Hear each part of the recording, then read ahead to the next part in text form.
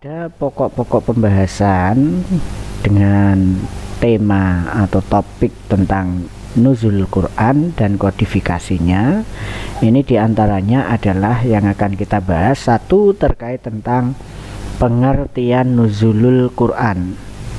Yang kedua, tentang hikmah turunnya Al-Quran, diturunkan secara berangsur-angsur. Yang ketiga, kodifikasi Al-Quran. Dan yang keempat adalah tentang ciri-ciri kodifikasi Al-Quran sejak periode Nabi, Khalifah Abu Bakar, dan Khalifah Utsman bin Affan. Baik, sekarang kita akan membahas tentang pengertian nuzulul Quran. Nuzulul Quran secara etimologis memiliki arti sebagai peristiwa Al-Quran turun atau turunnya Al-Quran. Sedangkan penggunaan istilah nuzul Quran ini bersifat majazi. Maksudnya mempermaklumkan Al-Quran dengan cara dan sarana yang dikehendaki oleh Allah, sehingga dapat diketahui oleh malaikat di Lauhul Mahfuz dan juga dapat difahami oleh Nabi Muhammad SAW di dalam hatinya yang suci. Kemudian dalam Al-Quran itu sendiri, istilah nuzul Quran ini diungkap dengan dua ungkapan, yaitu pertama dengan kata nazala yunazzilu tanzilan, yang memiliki makna konotatif turun secara berangsur-angsur.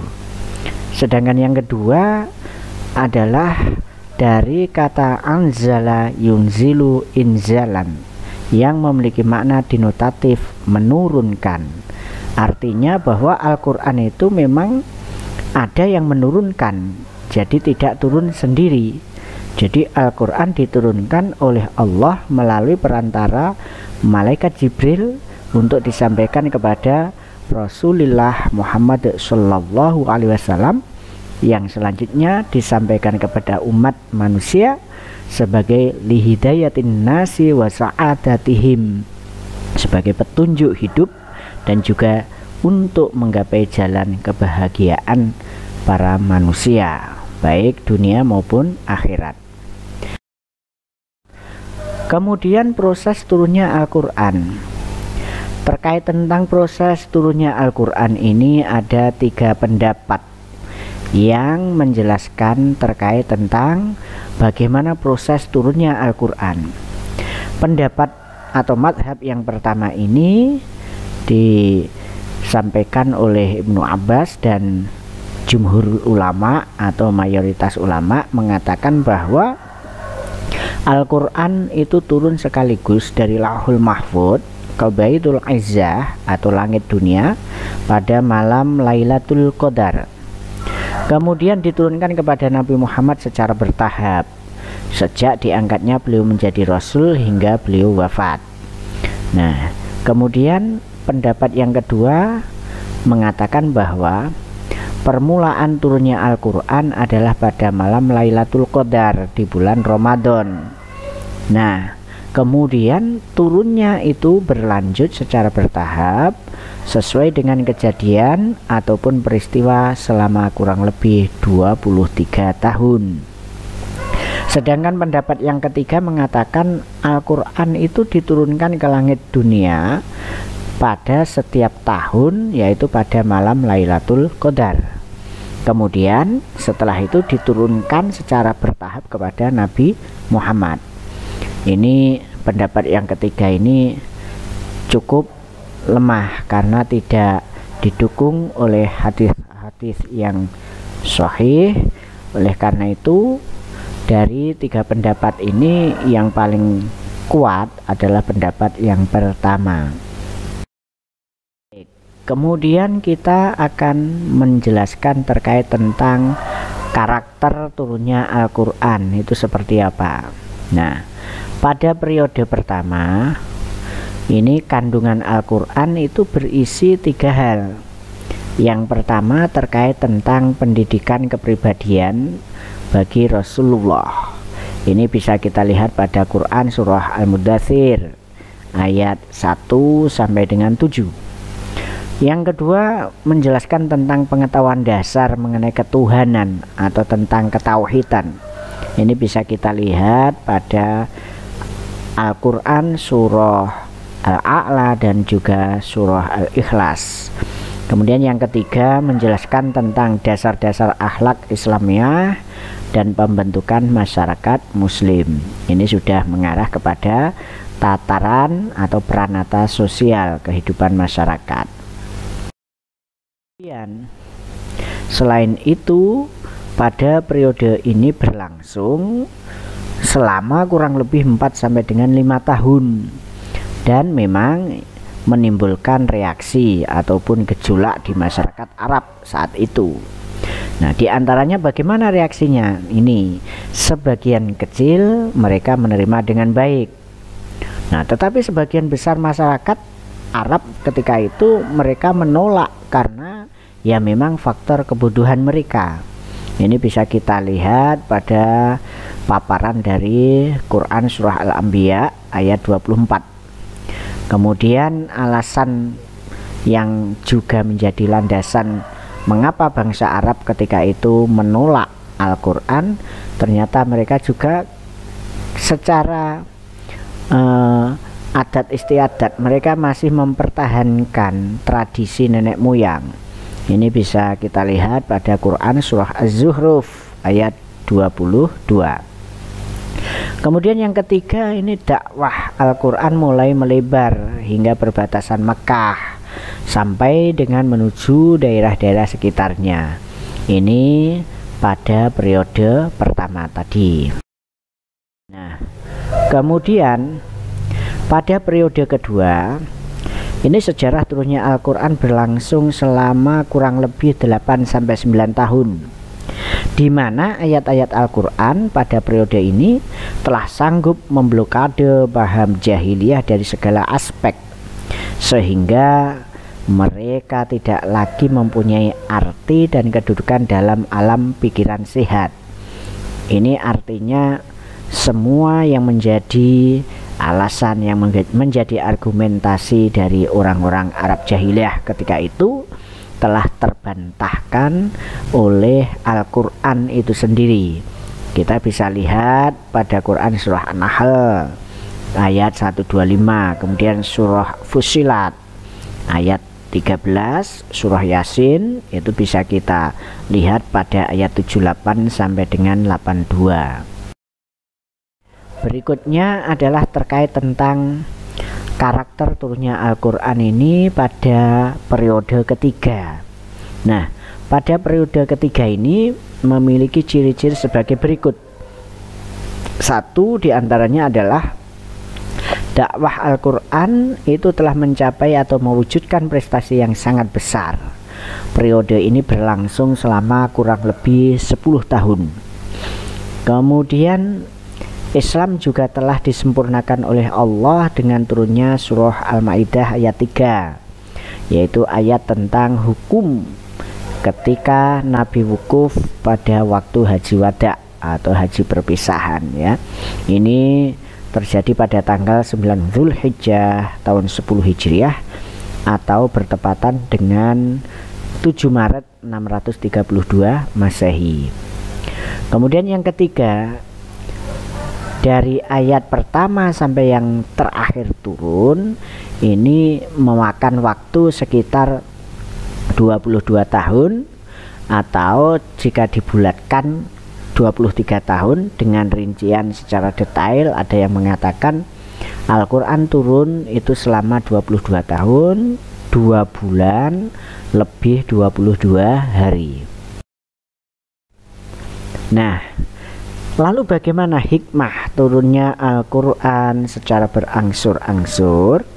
Nah, ternyata ketika Al-Quran diturunkan secara berangsur-angsur atau secara gradual, ini ternyata memiliki beberapa hikmah. Di antaranya satu, menguatkan dan meneguhkan hati Nabi Muhammad SAW.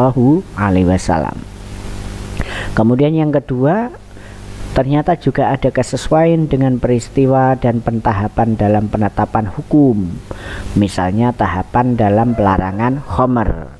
Nah, seperti kita ketahui bahwa hukum khomer haram itu tidak serta-merta kemudian Al-Quran menjustifikasi bahwa khomer itu haram. Kalau kita lihat dari sejarah terkait tentang pengharaman khomer, itu ternyata ada 4 fase di sana. Mulai dari yang pertama itu khomer itu dibolehkan, kemudian ada info bahwa dalam khomer itu memang ada manfaat tapi juga ada madorotnya, sampai kemudian yang ketiga dan keempat itu kemudian mengharamkan khomer. Nah, artinya apa? Ini adalah ternyata Al-Quran itu memang benar-benar diturunkan memiliki kesesuaian dengan peristiwa dan pentahapan dalam penetapan hukum. Nah, ini menunjukkan bahwa memang Al-Quran itu benar-benar wahyu dari Tuhan yang Maha Kuasa. Jadi bukan karangan Nabi Muhammad maupun karangan manusia. Nah, baik, kemudian hikmah yang ketiga diantaranya adalah dengan Al-Quran diturunkan secara berangsur-angsur ini menunjukkan bahwa memang Allah memuliakan Nabi Muhammad, dan sekaligus ini menunjukkan sebagai sifat lemah lembut Allah, kasih sayang Allah kepada Nabi Muhammad. Kemudian yang keempat adalah memiliki hikmah juga bahwa ternyata Al-Quran ini mampu memberikan tantangan sekaligus mukjizat.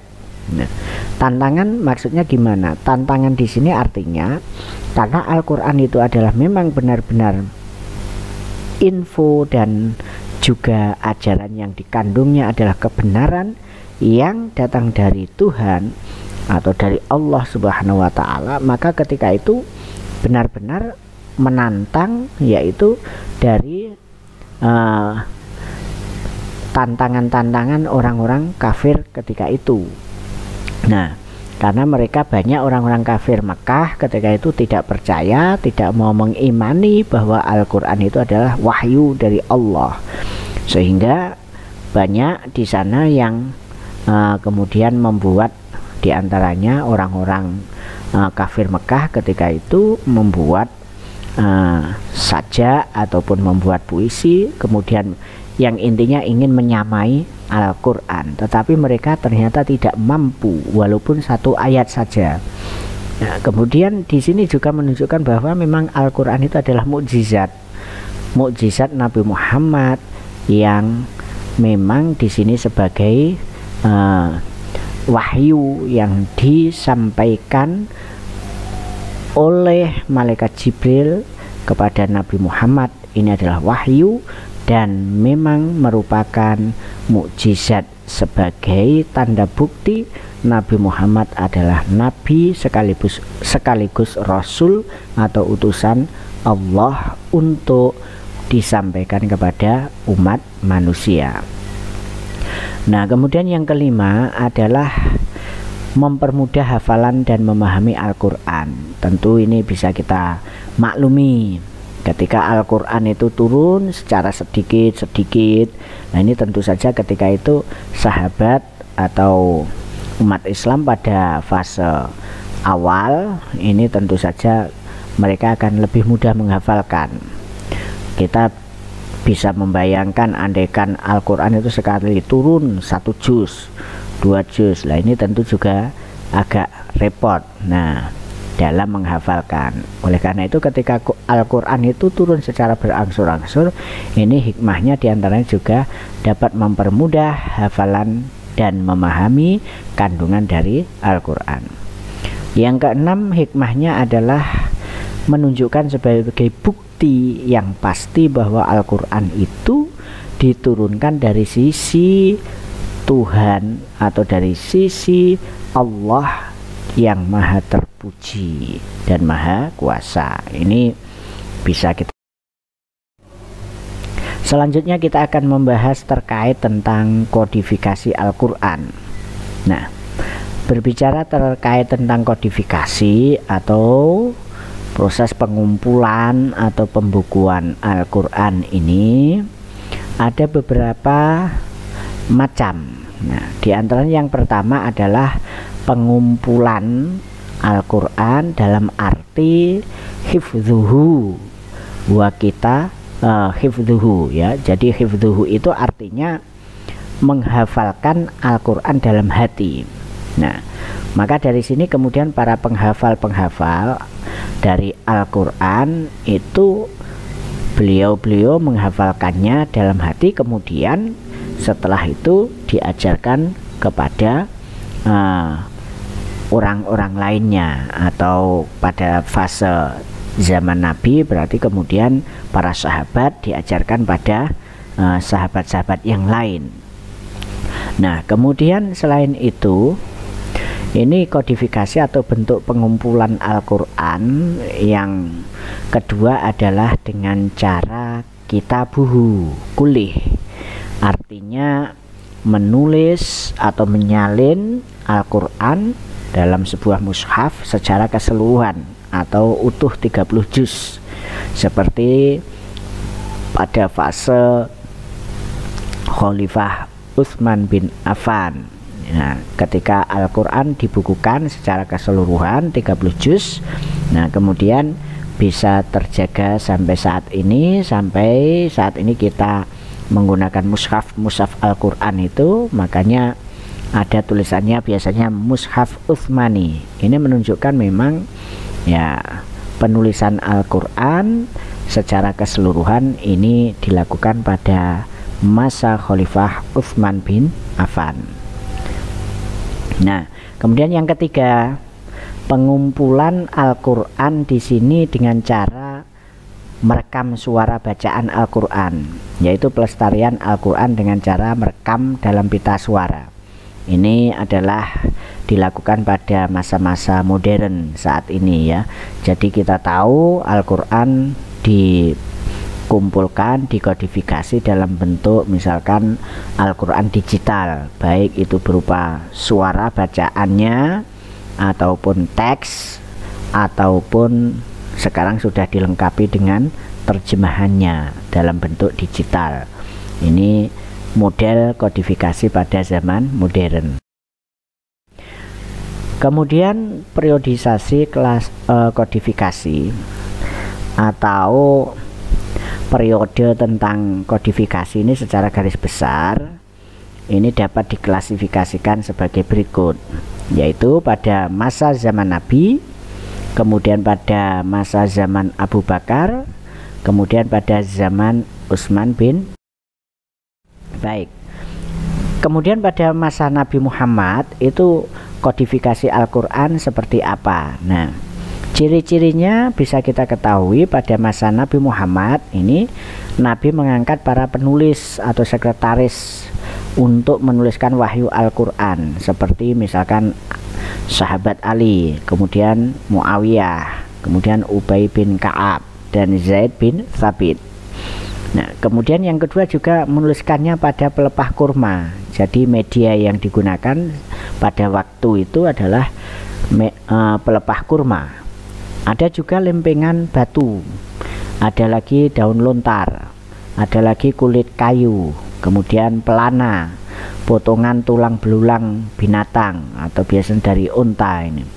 Nah, kemudian juga Malaikat Jibril itu membacakan Al-Quran kepada Rasulullah pada malam-malam bulan Ramadan. Ini sifatnya murojaah ya. Jadi Nabi langsung dengan Malaikat Jibril. Nah, kemudian ciri-ciri yang keempat yaitu Nabi mengoreksi langsung hafalan para sahabat, di antaranya Ali bin Abi Thalib, Mu'adz bin Jabal, Ubay bin Ka'ab, Abdullah bin Mas'ud, dan yang terakhir adalah Zaid bin Thabit. Nah, beliau para sahabat ini langsung, kalau sekarang ya bisa dibilang ngajinya, belajar Al-Quran langsung kepada Rasulullah Muhammad Shallallahu Alaihi Wasallam. Ini luar biasa ini. Nah, kemudian yang kelima, Al-Quran ketika itu belum dibukukan dalam bentuk mushaf, sebab masih menanti wahyu yang akan diturunkan berikutnya. Yang keenam, mengenai susunan surat, mengapa surah Al-Fatihah ditaruh paling awal, kemudian surah Al-Baqarah, kemudian surah Al-Alaq kok malah terakhir, padahal itu adalah menurut sebagian besar pendapat Al-Alaq adalah surah yang diturunkan paling awal. Tapi kenapa kok ditaruh di belakang? Nah, ini terkait tentang susunan surat. Ini adalah memang Nabi Muhammad sendiri yang memerintahkannya. Kemudian kita bisa lihat ini ada contoh. Ini adalah contoh limpengan batu yang digunakan untuk menuliskan Al-Quran ketika itu. Ini seperti ini contohnya, gambarnya ya. Kemudian ketika zaman awal Islam dulu, jadi ini tulisan Al-Quran pada kulit unta seperti ini. Ada lagi ditulis pada kulit-kulit kayu ya, ini. Nah, kemudian berikutnya yaitu kodifikasi Al-Quran pada zaman Khalifah Abu Bakar. Pada masa Khalifah Abu Bakar ini ternyata banyak para sahabat ahlul qura atau penghafal Al-Quran itu yang gugur sebagai syuhada atau mati syahid dalam perang Yamamah. Nah, melihat fakta itu kemudian sahabat Umar meminta kepada Khalifah Abu Bakar untuk membukukan Al-Quran.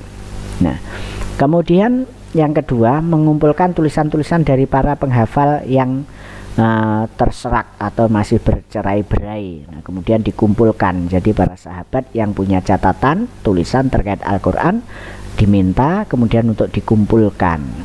Yang ketiga, para penghafal harus membawa 2 orang saksi. Jadi ketika para sahabat yang hafal ayat-ayat Al-Quran ini pada masa Khalifah Abu Bakar, mereka dipanggil kemudian untuk membacakan ayat ataupun dari tulisan-tulisan yang dia miliki, dia harus memiliki 2 orang saksi.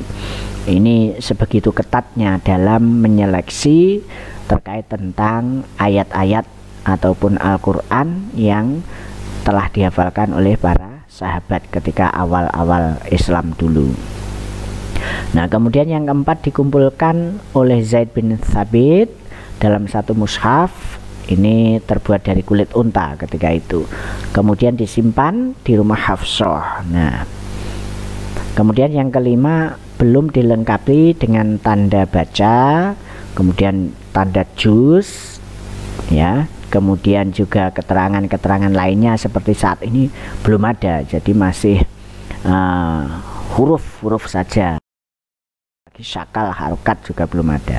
Nah, ini kita bisa lihat ini diduga ini adalah mushaf yang dikumpulkan atau yang dibukukan pada masa Khalifah Abu Bakar. Jadi kita bisa lihat model hurufnya juga model tulisannya ini masih sangat sangat orisinal ya. Jadi pada zaman itu huruf-huruf hijaiyah itu belum ada, nuktoh titik-titik itu belum ada, apalagi syakal harokat juga belum ada. Nah,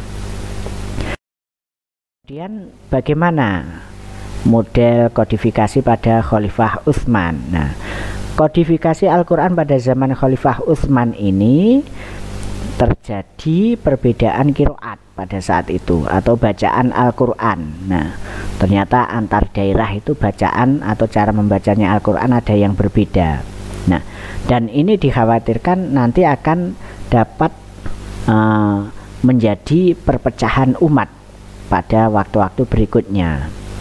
Nah, kemudian yang kedua juga mushaf ketika itu masih dalam bentuk dialek Quraisy, artinya bahasa yang memang digunakan oleh Al-Quran itu dialeknya adalah dialek Quraisy. Nah, kemudian yang ketiga, Utsman atau Khalifah Utsman kemudian membentuk panitia untuk membukukan Al-Quran atau Tadwinul Quran. Ini panitia yang dibentuk oleh Khalifah Utsman ini diantaranya adalah Zaid bin Thabit, Abdullah bin Zubair, Sa'ad bin As, kemudian ada Abdurrahman bin Haris bin Hisham. Nah, kemudian dari panitia pembukuan Al-Quran tersebut kemudian menggandakannya menjadi beberapa mushaf. Nah, ini ada yang mengatakan Al-Quran ketika itu ditulis menjadi 5, ada yang mengatakan 7. Jadi mereka berhasil menulis Al-Quran menjadi 5 mushaf, ataupun ada yang mengatakan 7 mushaf. Kemudian dari mushaf-mushaf yang berhasil ditulis itu kemudian dikirim ke beberapa daerah wilayah negara Islam ketika itu. Misalkan ada yang dikirim ke Mesir, ke Yaman, ke Mekah dan lain sebagainya. Dan mushaf yang ada ketika itu yang dimiliki oleh para sahabat, selain dari mushaf hasil yang dibukukan pada masa Khalifah Utsman ini, maka semuanya dibakar. Tujuannya agar jangan sampai menimbulkan perpecahan karena adanya perbedaan dan lain sebagainya. Ini kita bisa lihat contoh mushaf Utsmani yang tersimpan di Museum Yaman. Ini termasuk salah satu mushaf yang ditulis pada zaman Khalifah Utsman dan sampai sekarang masih tersimpan di Museum Yaman. Subhanallah. Nah, sekian, terima kasih. Kurang lebihnya mohon maaf. Saya akhiri. Assalamualaikum warahmatullahi wabarakatuh.